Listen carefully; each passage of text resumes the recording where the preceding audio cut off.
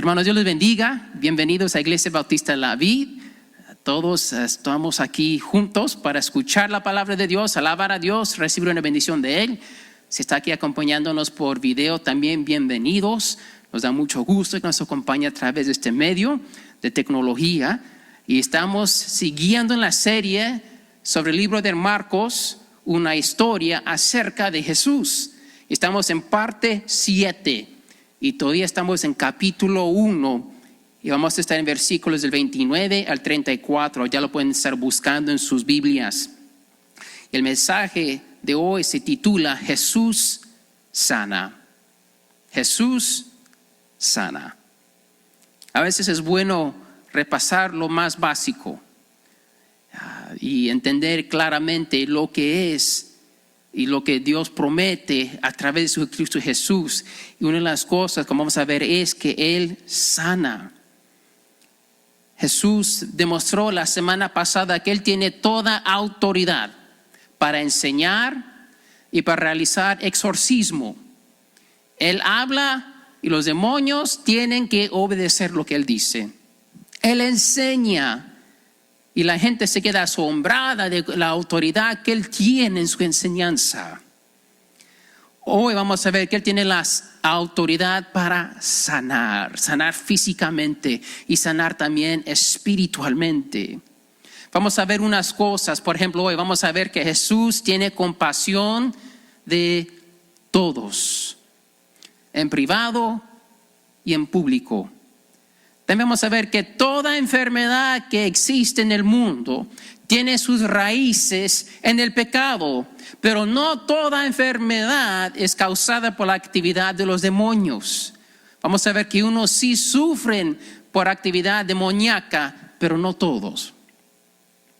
Y al final vamos a ver que Jesús ha venido para sanar. Y más que solamente enfermedades físicas, más que todo la enfermedad del alma, del corazón, una sanidad espiritual que es la más importante. Entonces vamos a leer, puestos de pie, en Marcos capítulo 1, empezando en versículo 29 al 34, es el pasaje para el día de hoy. Estoy leyendo de la Biblia de las Américas, ustedes tienen quizás otras traducciones, está bien, dice así la palabra de Dios. Inmediatamente, después de haber salido de la sinagoga, fueron a casa de Simón y Andrés con Jacobo y Juan. Y la suegra de Simón yacía enferma con fiebre y enseguida le hablaron de ella. Jesús se la acercó y tomándola de la mano la levantó y la fiebre la dejó y ella les servía. A la caída de la tarde, después de la puesta del sol, le trajeron todos los que estaban enfermos y los endemoniados. Y toda la ciudad se había amontonado a la puerta.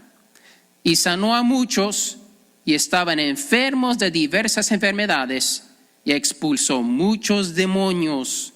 Y no dejaba hablar a los demonios porque ellos sabían quién era Él. Padre Santo, queremos escuchar tu voz. Queremos, Señor, entender tu palabra. Padre, el hombre es débil, pero tú eres fuerte. Usa a tu siervo en el nombre de Jesús. Amén. Amén. Pueden tomar sus lugares. Como ven, aquí hay dos historias, se puede decir dos eventos. Vamos a ver, la primera es la suegra de Simón o de Pedro. Ahí en versículo 29, ellos están saliendo de la sinagoga. La semana pasada Jesús estaba enseñando en la sinagoga.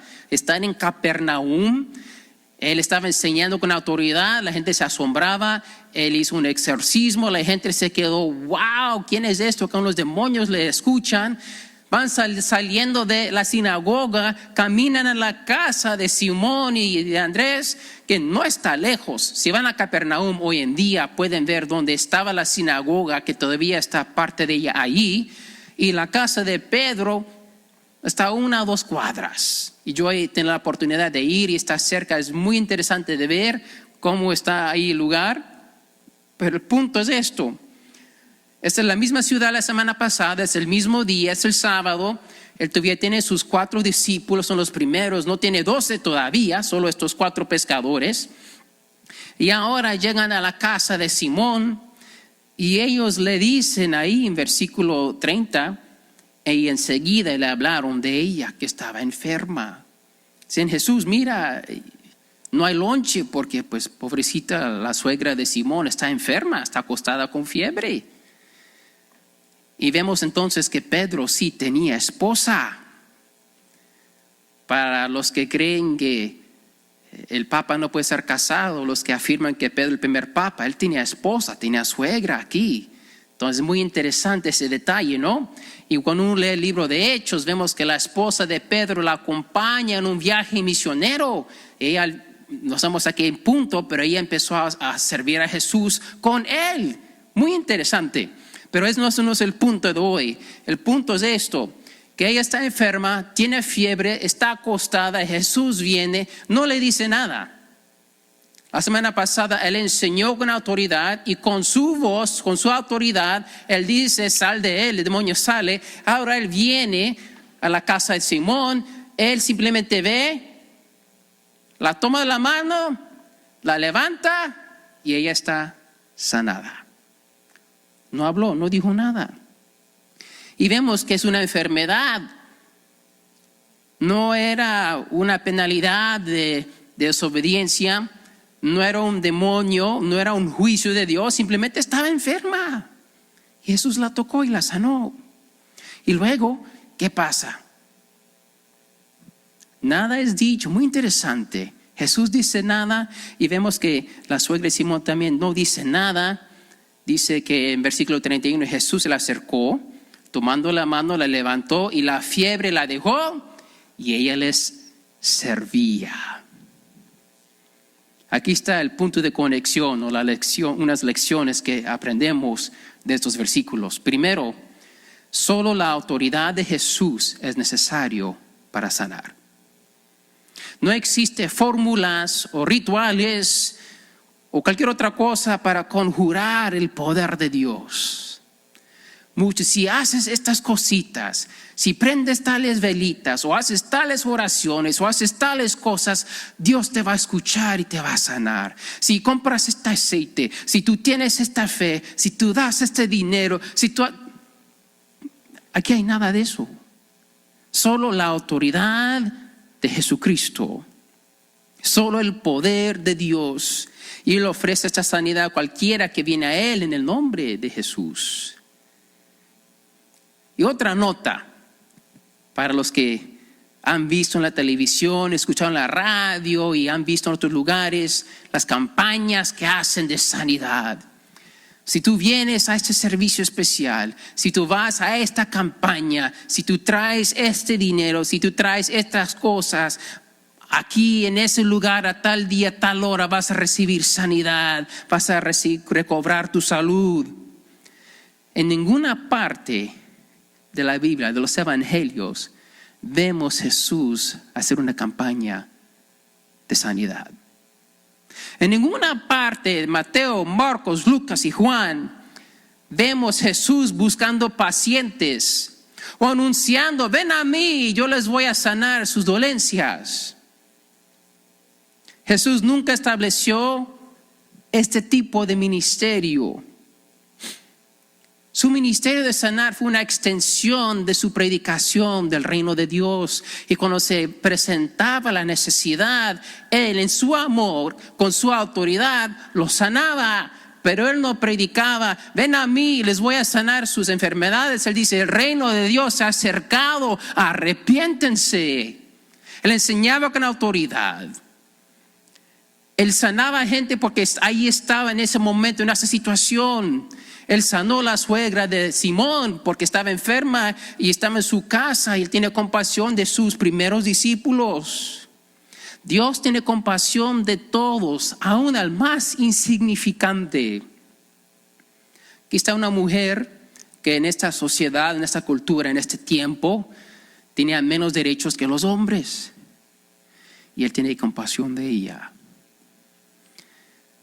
Dios es amor y para Él no existe una persona insignificante en sus ojos. No hay una persona que vale menos ni más, porque Dios es amor y ama a todos igual. Él tiene compasión de todos. Quizás para nosotros sí.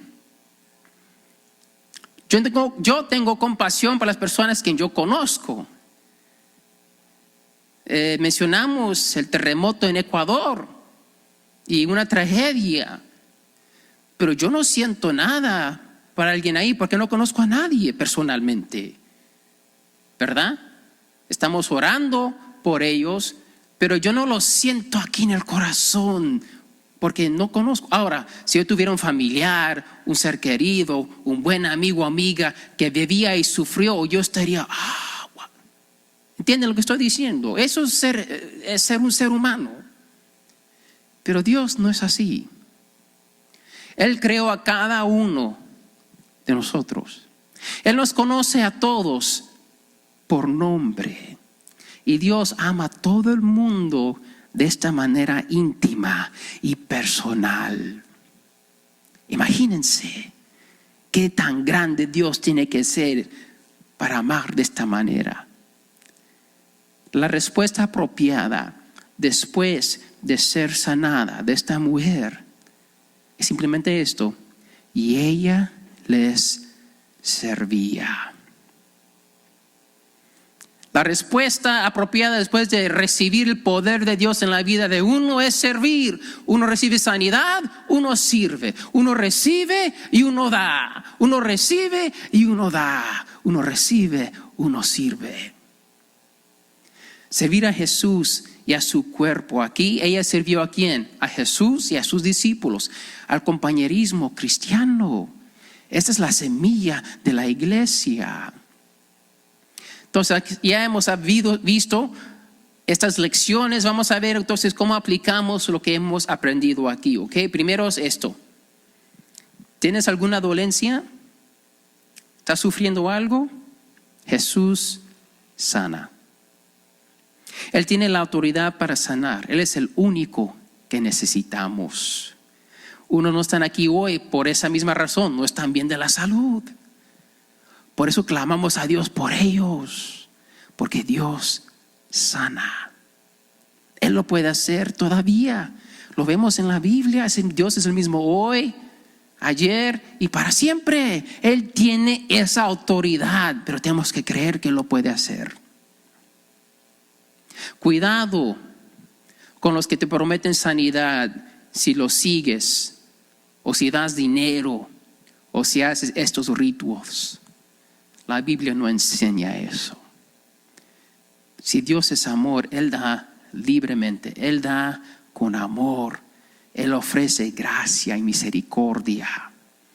¿Qué le costó a la suegra de Simón? ¿Qué le costó a Simón para recibir la sanidad de Dios? Nada. Nació en el corazón de Jesús. ¿Por qué? Él es amor. Busca a la persona de Jesús y Él te sanará eternamente, como vamos a ver aquí en un poco más de detalle. Dios nos quiere sanar completamente, no solamente físicamente, pero también lo más profundo de nuestro ser, nuestra alma. Busca a Jesús. Otra cosa que vamos a aplicar es esto. Si Dios ya te ha sanado, yo sé que hay testimonios aquí de personas que han sido sanados por Cristo Jesús. Hemos tenido una petición ante Dios y Él ha contestado. Ok, ¿cómo hemos respondido entonces? Como la suegra de Pedro aquí, y ella les servía. Tenemos un problema a veces como cristianos y cristianas. Y tenemos que ser honestos. A veces solamente buscamos los beneficios de Dios y no buscamos a Dios. Hay una gran diferencia.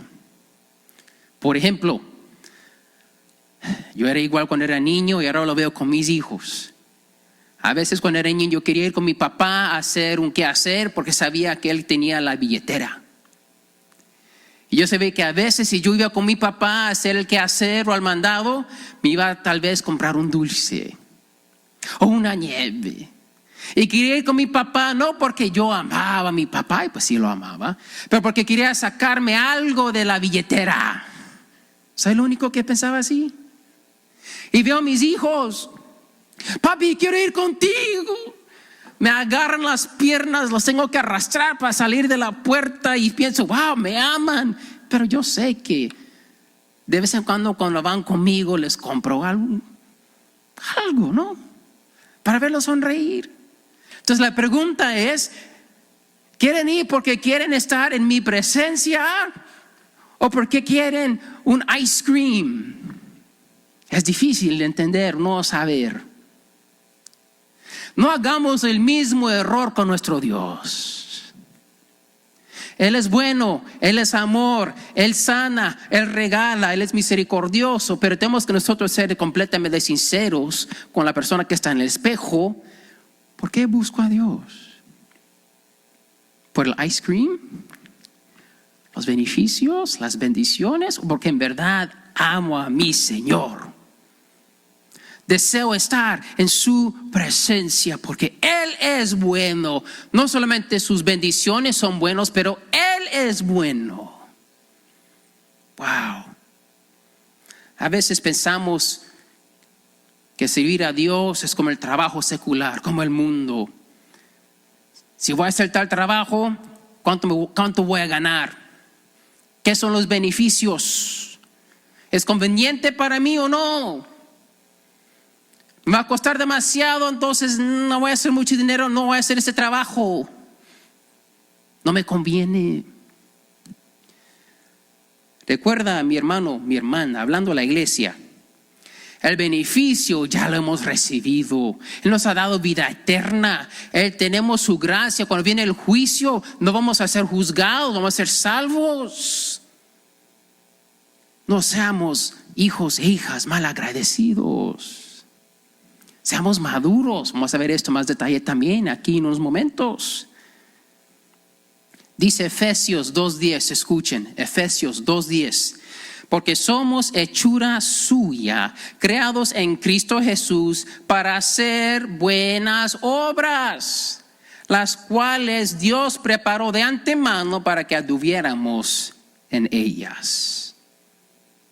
Dios nos creó para servir, para hacer buenas obras. Busquen ahora sí Efesios capítulo 4. Este sí lo vamos a leer.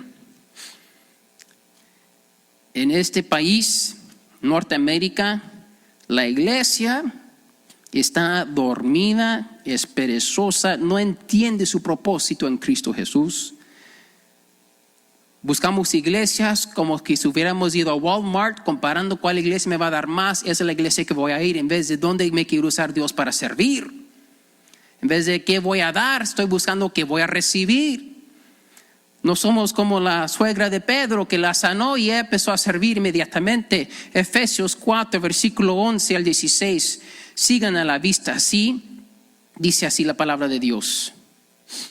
Y Él dio a algunos ser apóstoles, a otros profetas, a otros evangelistas, a otros pastores y maestros. ¿Para qué?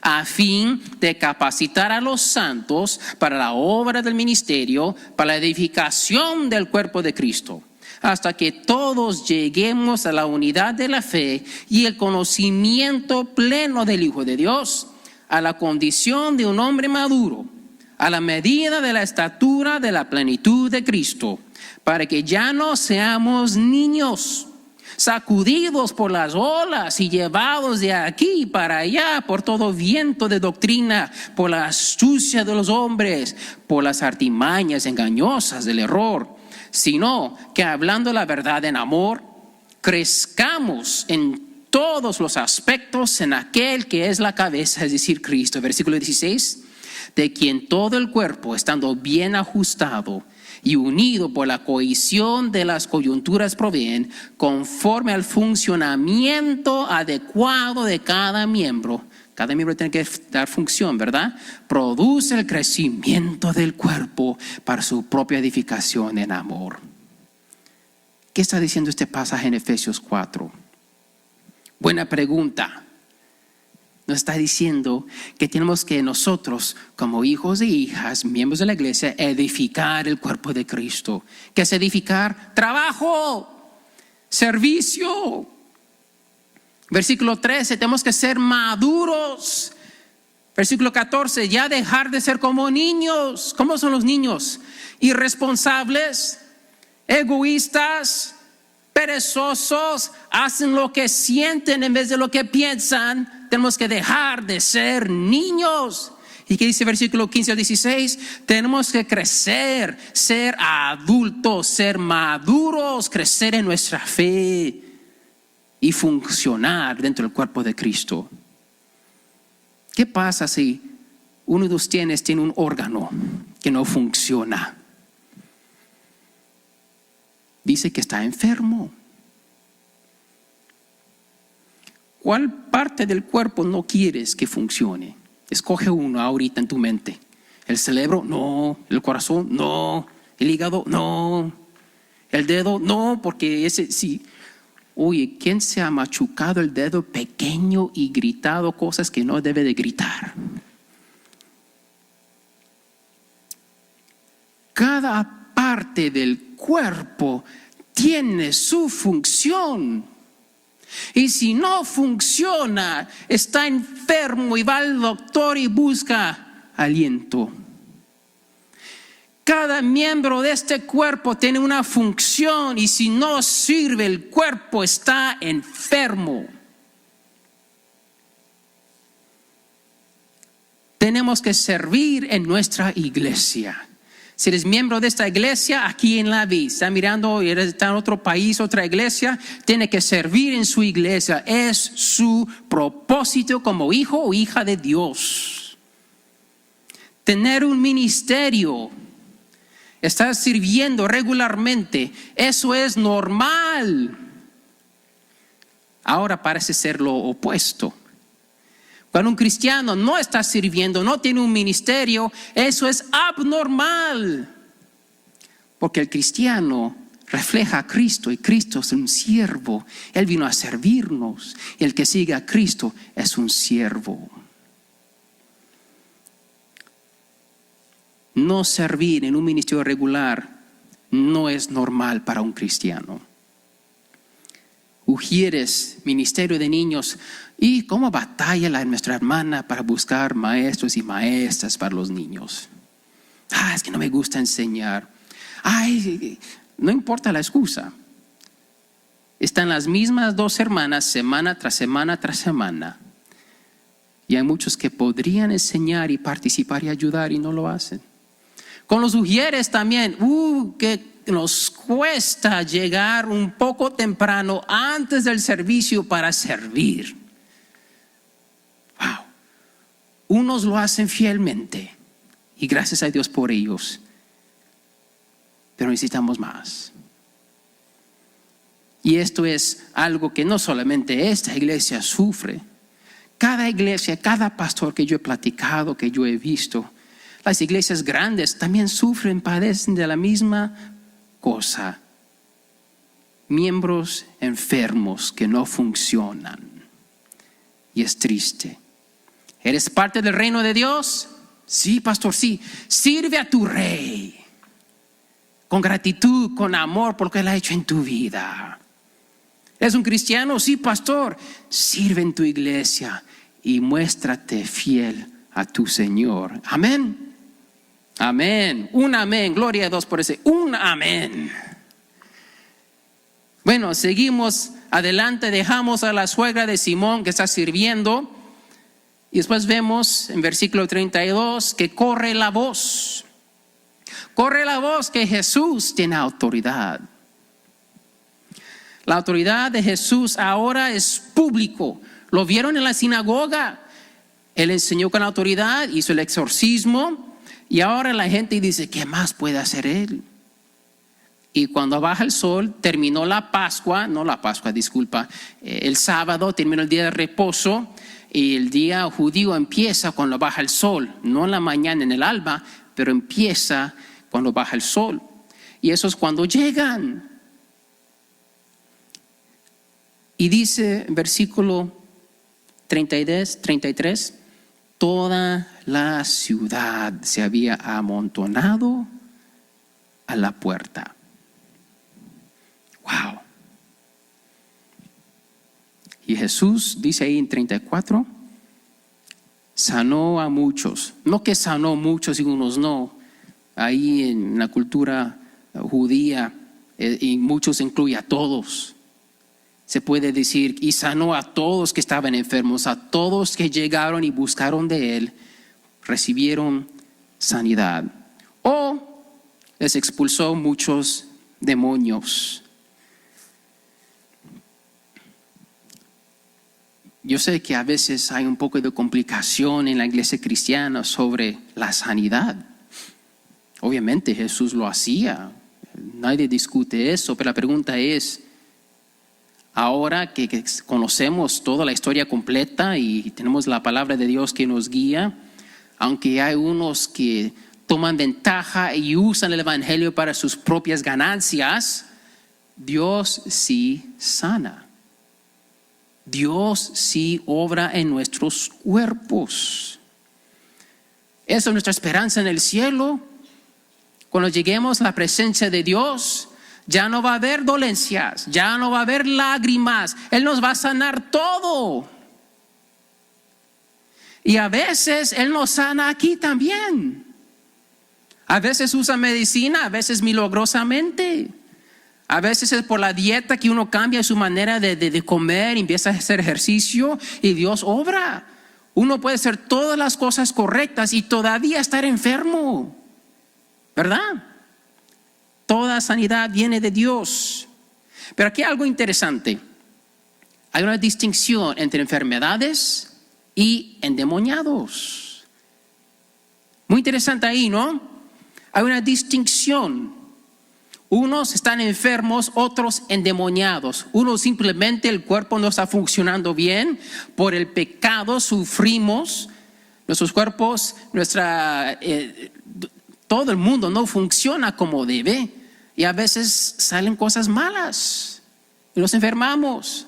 Él los sanó. Y a veces sí, los demonios, ellos son la raíz del problema. Y ellos son un problema porque Adán pecó y le entregó las llaves del mundo a Satanás.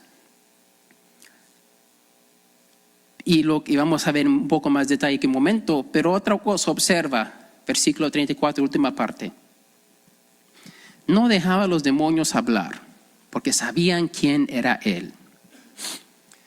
Eso es muy interesante. ¿Por qué?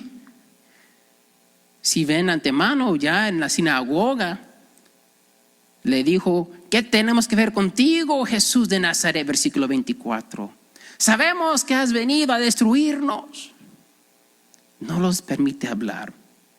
Aquí están las lecciones, ¿ok? Primero está esta. Como ya dije, toda enfermedad tiene su raíz en el pecado. Nos enfermamos porque hay pecado en este mundo.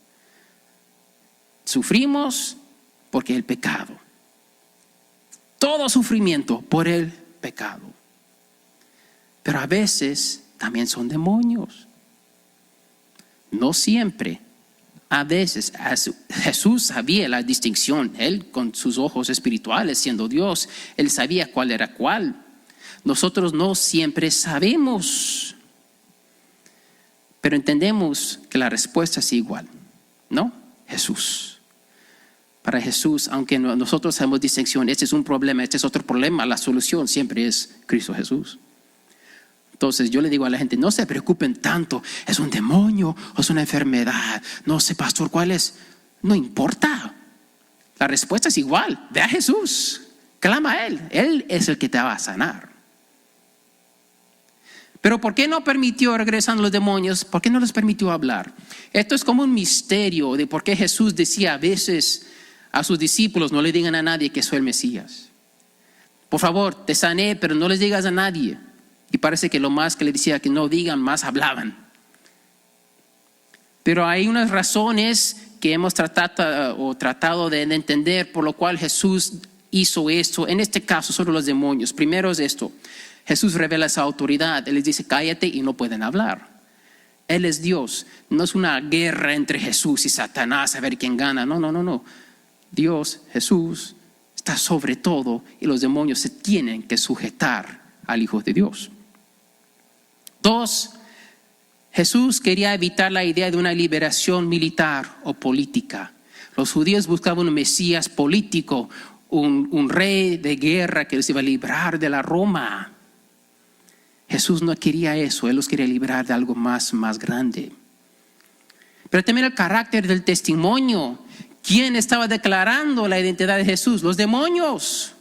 Y es interesante ahí, revisando el versículo 34, ellos sabían quién era Él. Y es muy interesante y triste que los demonios conocen quién es Jesús y sus seguidores no. Los demonios conocen y tiemblan, dice Santiago 2:19. Creen que Dios es uno y tiemblan. Simón, Andrés, Jacobo y Juan apenas están empezando su jornada a descubrir quién es Jesucristo y no tiemblan, no saben, no conocen. Jesús desea fe en Él por lo que Él ha dicho y hecho, no por las palabras de los demonios.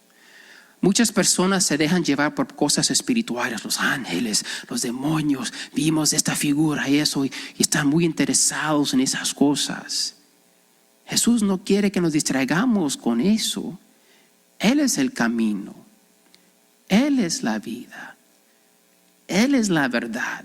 No tenemos que preocuparnos por otras cosas.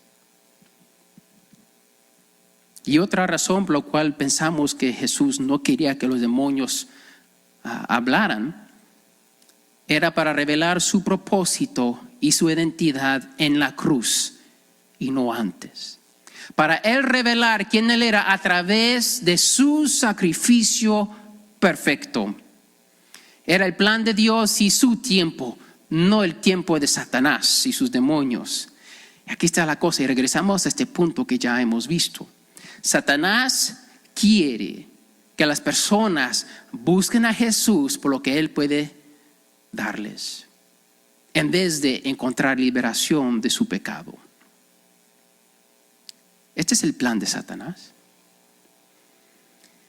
Él no quiere que entendamos que el Hijo de Dios verdaderamente nos puede librar, no solamente de un problema físico, pero Él no quiere que entendamos que Él nos puede dar libertad de la culpa del pecado y de la muerte que el pecado trae. Él dice, mira, buscan a Jesús para que saquen algo de Él y no nos preocupemos por el alma y nuestra eternidad, si vamos a hacer el infierno en el cielo. Él quiere que nos distraigamos con el ice cream y no nos demos cuenta, lo vamos a quemar. Satanás es astuto y nosotros nos enfocamos en lo aquí y ahora y no pensamos y qué de mañana.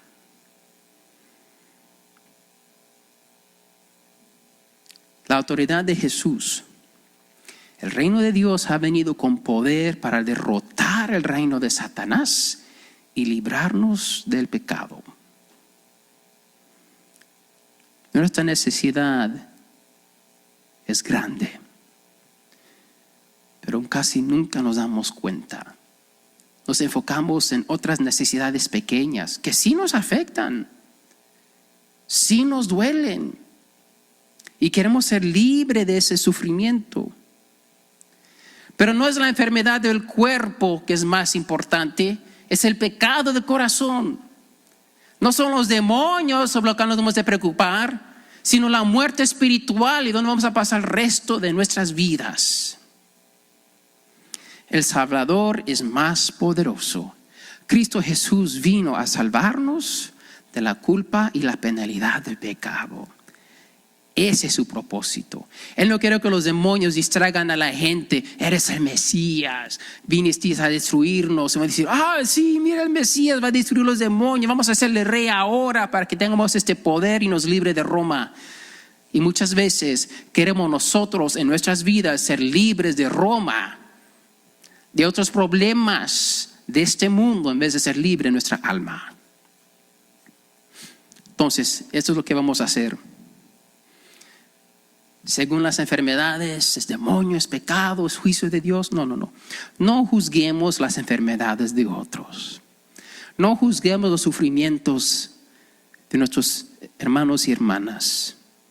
No cada enfermedad es un ataque espiritual o es un juicio de Dios. A veces simplemente es sufrimiento que todos pasamos en esta tierra. Debemos de orar por los enfermos, tener compasión de ellos, visitarles y ayudarles en cualquier forma que podamos ayudar. ¿Estás enfermo? Ok, busca de Dios. Sí, ve al doctor. Sí, toma tu medicina, pero depende de Dios. Tu medicina no va a funcionar si Dios no obra. Y al final, pon tu fe completamente en Jesucristo. Para el no cristiano y para el cristiano. Todo Capernaum vino a buscar de Jesús. Regresamos ahí, nos dice, toda la ciudad se había amontonado a la puerta. ¿Dónde estás tú? ¿Estás a la puerta buscando a Jesús? ¿Con todos los demás buscando al Hijo de Dios? ¿O estás en otro lugar buscando remedio en otro lugar, de otra manera, de otra forma, que no te va a dar resultado? Eso tiene nada que ver con ser cristiano o no cristiano. Hay personas que se dan el título de cristiano y no dependen de Dios para sus necesidades diarias, semanales o mensuales. Yo he conocido cristianos que tienen menos fe que los que no son cristianos. Este mensaje es para todos nosotros, para la humanidad en completa. Jesús nos quiere sanar.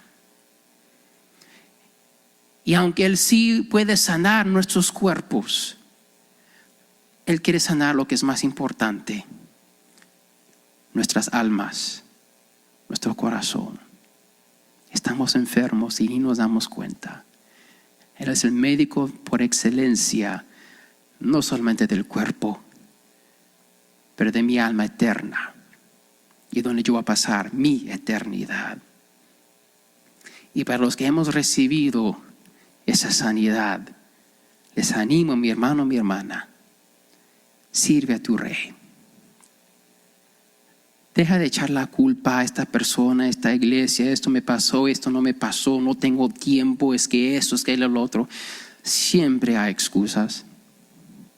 Pero cuando Jesús regresa, ¿qué le vas a decir? Si no fuiste fiel, si dejaste de servir o no serviste.